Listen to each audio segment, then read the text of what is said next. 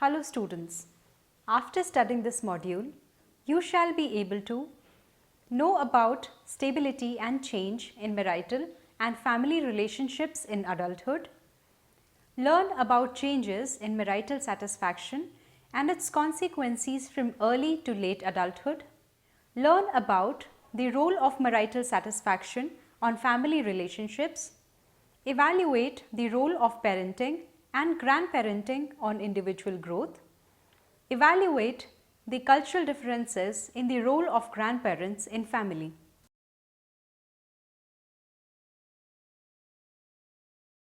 In the first 20 years of life, an individual undergoes extensive changes from an infant to an adolescent in all domains of development. The adulthood period of development begins in early 20s and lasts until death. This period involves extensive changes in the physical health, cognitive domain, as well as in the social domain. It is in this period that an individual takes important decisions regarding career, enters into marriage, into the role of a parent, grandparent, and loses one's partner. Since adulthood period is the longest period of all periods of development and involves extensive changes in every sphere, it is divided into the period of early adulthood, which lasts from early 20s to late 30s, middle adulthood, which lasts from 40s to 60s, and late adulthood, 60 to death. Early adulthood is a period of establishing personal and economic independence, developing one's career, selecting a mate, learning to live with someone in an intimate way, starting a family and rearing children. In middle adulthood, which begins around 40 years of age to about 60, adults are expanding their personal and social involvement and responsibilities, assisting the next generation and trying to maintain and reach satisfaction in a career. Late adulthood is the developmental period that begins in 60s or 70s and lasts until death. It is a time of physical and cognitive decline, life review, and adjustment to new social rules. Early adulthood. Stability and change from childhood to adulthood. Early years of life predict an adult's socio-emotional life, and experiences in early adult years are important in predicting what an individual will be like later in adulthood. Attachment that appears in infancy plays an important role in socio-emotional development in adulthood. In a longitudinal study, infants who were securely attached at 1 year of age were found to be securely attached 20 years later in their adult romantic relationships, and adults who are securely attached are more satisfied with their relationships, and their relationships are characterized by trust, commitment, and longevity. However, it does not mean that a person who had insecure attachment as a child will have problematic adult relationships. Attachment categories are more stable in adulthood, but adults do have the capacity to change their attachment behavior. Erikson's theory, intimacy versus isolation. According to Erikson's psychosocial theory, at each stage an individual is confronted with a crisis which can be seen as a turning point. Successful resolution of crisis brings with it a sense of mastery and prepares the person for the next stage. Otherwise, a person feels a sense of inadequacy. In early adulthood, when individuals have gone through the crisis of identity versus role confusion that occurs during adolescence, they enter a sixth developmental stage, which Erikson called intimacy versus isolation. Erikson describes intimacy as finding oneself while losing oneself in another person, and it requires commitment. If an individual is not able to develop an intimate relationship, isolation results. Love and cultural experiences of love. Finding a life partner is a major milestone of early adult development, and it greatly impacts one's self-concept and psychological well-being. In many countries of the world, especially Western countries, adults select their own partners before marriage. People generally fall in love and select partners that are similar to them in attitudes, personality, education plans, intelligence, physical attractiveness, and even height. Men and women differ in the importance they place on certain characteristics that they desire in their partners. According to some researches, women assign greater weight to intelligence, ambition, financial status, and moral character, whereas men place more emphasis on physical attractiveness and domestic skills. However, the characteristics that women and men desire in their partners, as well as the criteria for marriage, can differ from culture to culture.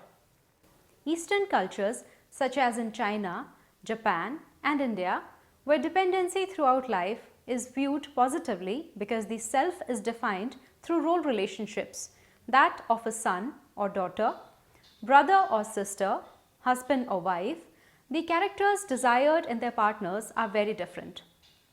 Students of Asian heritage also have to focus on companionship and practical matters, similarity of background, career promise, and likelihood of being a good parent. In countries with collectivistic orientations, selecting a partner is often accomplished by the family rather than the individual, and so there are many arranged marriages where the individual who is getting married has little choice in selecting a partner. Marriage. Marriage is the process through which two individuals make their union official and public. As adults marry, they assume roles and responsibilities that are prescribed by their family and culture and also mutually decided by the married couple. As adults after marriage relate to their social world as a couple, they modify their relationships with family, friends, siblings, and extended family. In India, marriage is a family affair rather than an individual affair, where harmony and shared values that come from a common background are more important than individual fascination and love. According to Kakkar in 2008, in India there is a less conscious cultural norm that perceives the relationship between father and son and other filial bonds as foundations of family rather than the wife-husband relationship that is considered to be more important or glorified in other cultures. Parenthood. Earlier, the decision to have children was either a biological given or a cultural demand.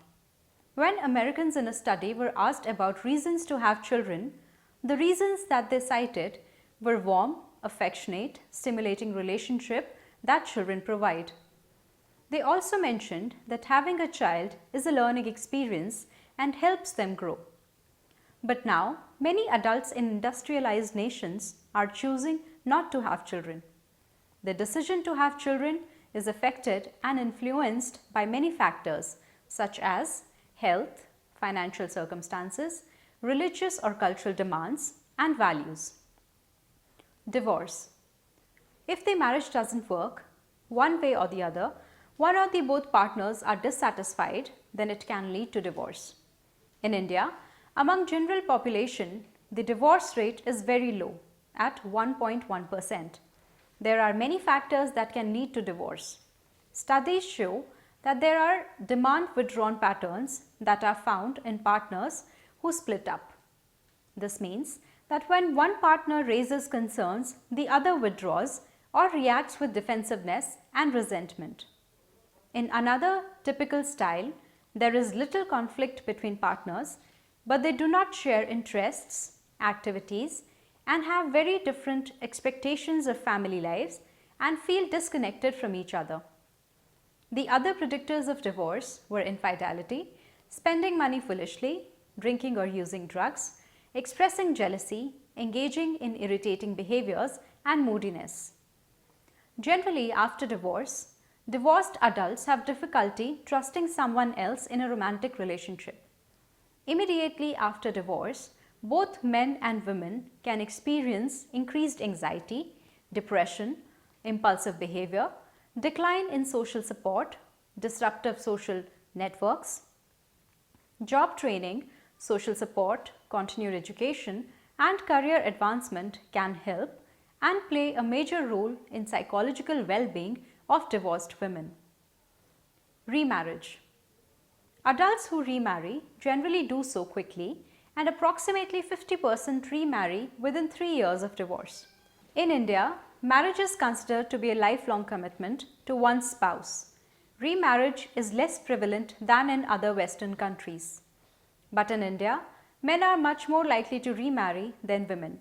Within Hindus, two factors affect the likelihood of remarriage.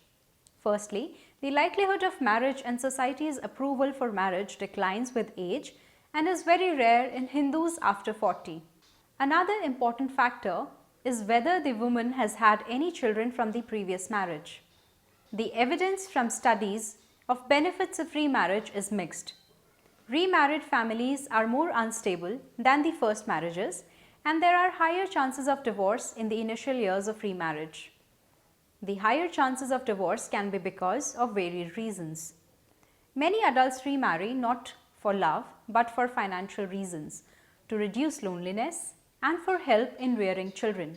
They also might carry into the step family those patterns that caused divorce in their previous marriage.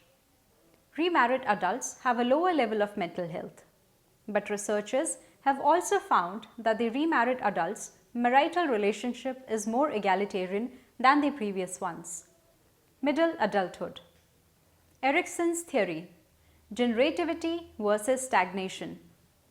According to Erikson, in midlife, adults face a significant issue of crisis, generativity versus stagnation, which is the 7th stage of his lifespan development theory.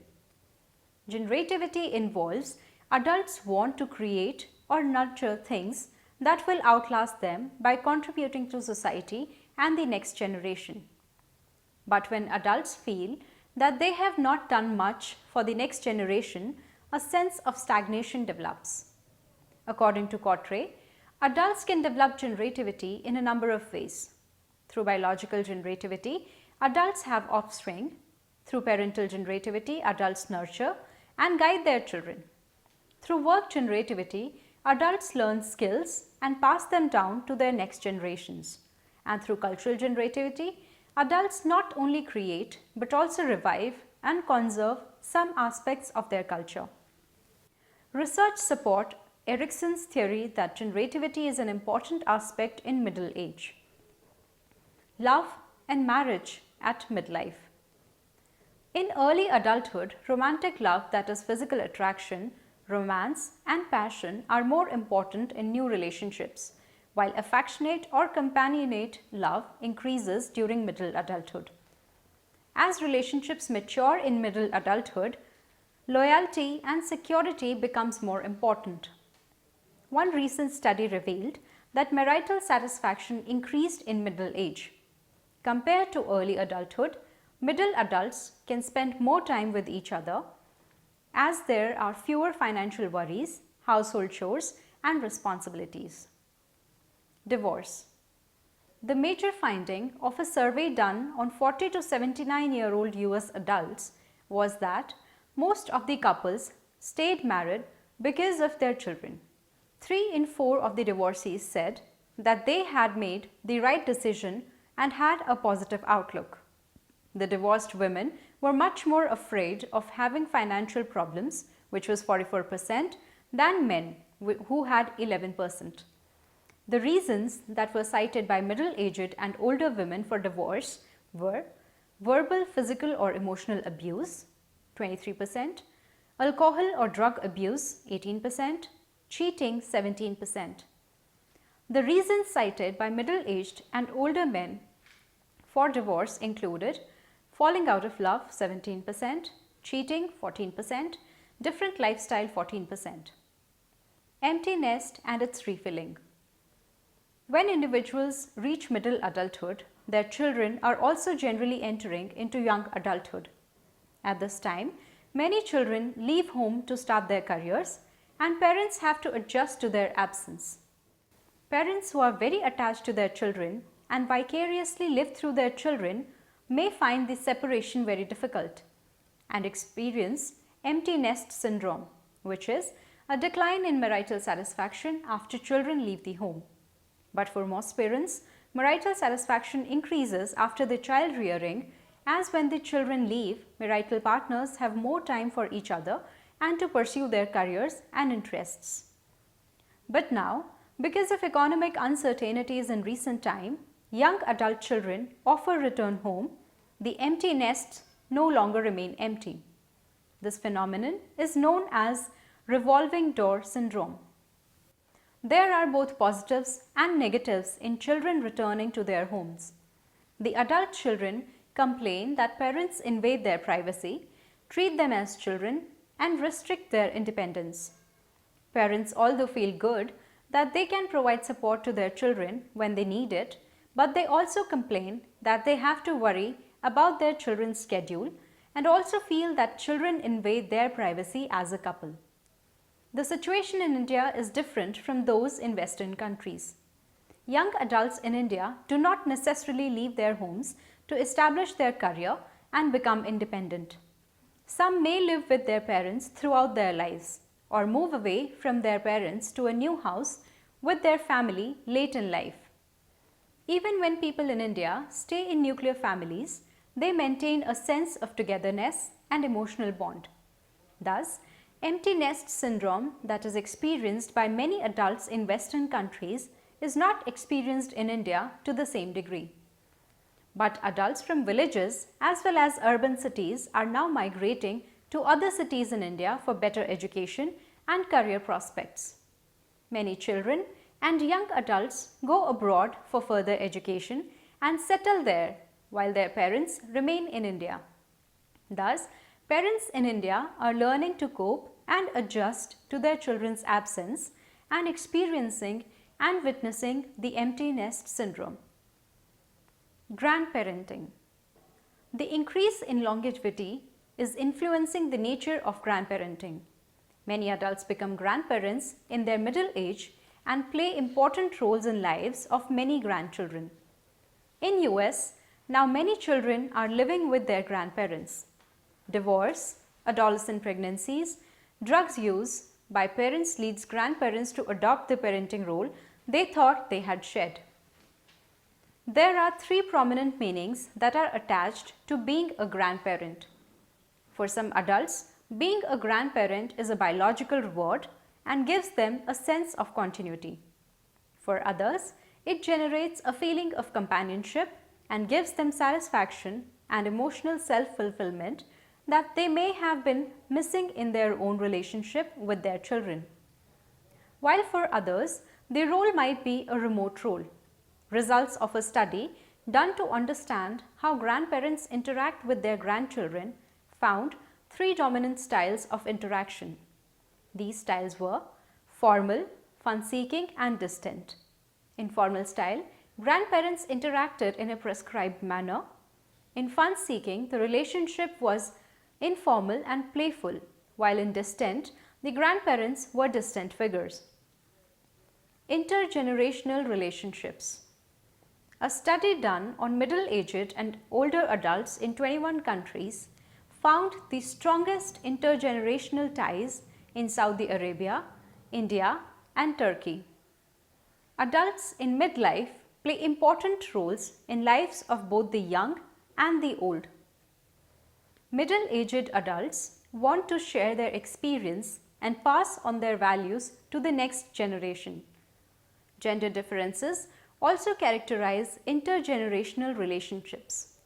Women have generally a more important role in connecting family relationships across generations, and their relationships are thought to be closer than other family bonds.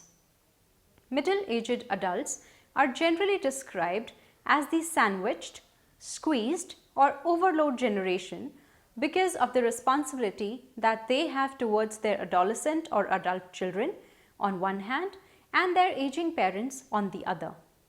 Late adulthood.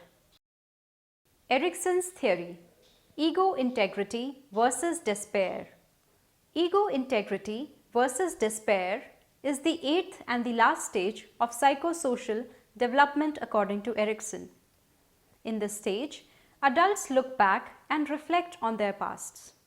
Adults who feel that their life has been well spent feel whole, complete and content, and arrive at a sense of integrity. They see all the hardships, struggles, failures and achievements throughout their lives and find meaning in them. The negative outcome of this stage is despair. When adults are not satisfied with what they have achieved in life and their decisions in life, despair occurs. But in old age, it is too late to correct old mistakes and find a path to integrity, and so the person finds it hard to accept that death is near and feels disappointment, bitterness, defeat and hopelessness. According to Erikson, these attitudes are often expressed as anger and contempt for others. Married older adults. The percentage of divorces in late adulthood is very less. Most of the couples are married. One study revealed that marital satisfaction was higher in older adults as compared to middle-aged adults. Retirement leads to changes in the couple's lifestyle and demands adaptation. After retirement, the husband has to adjust from being the provider to a helper in the house, and the wife has to adjust to accept the help and delegate household duties. There are many reasons for increase in marital satisfaction in late adulthood. Firstly, in late adulthood, there are fewer stressful responsibilities that can negatively affect relationships like balancing career and family, child rearing, etc. Secondly, as men contribute in the housework, there is greater satisfaction and sense of equity. Thirdly, the couple has more time for each other, which can be spent in doing leisure activities, which increases marital satisfaction. Fourth, elders have greater emotional understanding and can better regulate their emotions. Widowhood. Losing a partner is the most stressful event of any person's life. Being widowed means that the survivor has lost the role and identity of being a spouse. Because women generally live longer than men, there are more widowed women than men. In Western countries, most widowed elders want to live alone, while in India, widowed parents generally live in modified extended or joint families. India has the largest recorded number of widows in the world, 33 million, that is the 10% of the female population compared to only 3% of men. And 54% of women aged 60 and over are widows. 12% of women aged 35 to 39. Only 10% of widows marry again. Widowhood in India is not just a personal status but a social institution. Widow stigmatization and deprivation is made worse by ritual and religious symbolism. In a patriarchal society like India, a woman derives her identity through a man, and in absence of a man, she becomes a non-entity, suffering a social death evident in her absence in traditional rituals and customs. Relationships with adult children. The quality of interaction between elderly and their adult children impacts adults' life satisfaction. Research shows that if older adults are unhappy with their children or there is conflict with children, then this can contribute to poor physical and mental health. In Western countries, the level of assistance provided by adult children to their parents is very modest. Relationship with grandchildren and great-grandchildren. Older adults with adult grandchildren and great-grandchildren benefit from the support that they get from their grandchildren. Studies show that the majority of grandchildren felt obligated to assist grandparents in need. Grandparents also get affection from grandchildren. Some older adults also have great-grandchildren. Although compared to their role with grandchildren, the role of a great-grandparent is more distant because of advancing age, but older adults welcome the role with enthusiasm and feel that it reaffirms the continuity of their families.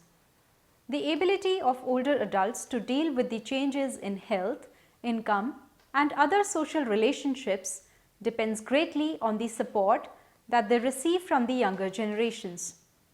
This support is more culturally based. In India, elders generally live with their families, are treated with honor and respect, and given financial and emotional support. The incidence of elder maltreatment is much less in India as compared to the West because of the value given to the elders in Indian culture. Summary: the adulthood period of development begins in early 20s and lasts until death. This period is divided into early adulthood, early 20s to late 30s, middle adulthood 40s to 60, and late adulthood, that is 60 to death. Infants who are securely attached are generally securely attached later in their adult romantic relationships. Finding a life partner is a major milestone of early adult development. There are cultural differences in characteristics that young adults look for in their partners and the criteria for marriage. Marital satisfaction predicts physical and mental health and does not cause marital strain with the arrival of a baby. Parenting helps adults in their growth, enriches their lives, and expands their emotional capacities. Demand-withdraw patterns in marriage, along with infidelity, loss of love, abuse, drug or alcohol abuse, are some of the major factors that can lead to divorce. Marital satisfaction, loyalty, mutual interdependence, and companionate love generally increases in middle adulthood. Interaction with grandchildren gives middle-aged and older adults a sense of companionship, meaning in life, and reaffirms continuity of their culture and values. Living with grandparents helps the child understand and appreciate different perspectives, love and care for the elderly, and is essential for the overall development of the child. Losing one's marital partner in old adulthood is the most stressful experience of one's life and can lead to feelings of loneliness. Social support helps older adults in dealing with decline in their health, cognitive capacities, and social changes.